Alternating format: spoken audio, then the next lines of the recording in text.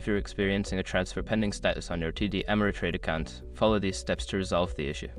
This guide will help you understand the process and take the necessary actions. Step 1. Check transfer status.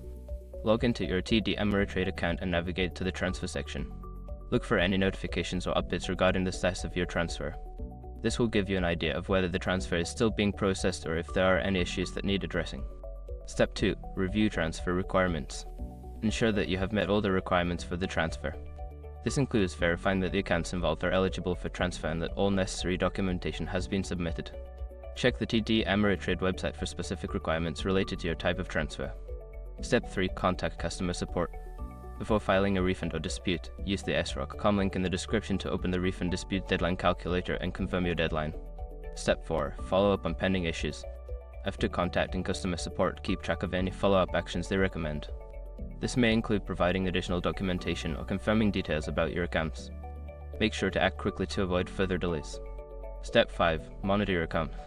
Once you have taken the necessary steps, continue to monitor your account for updates. Transfers can take several days to process, so be patient but vigilant.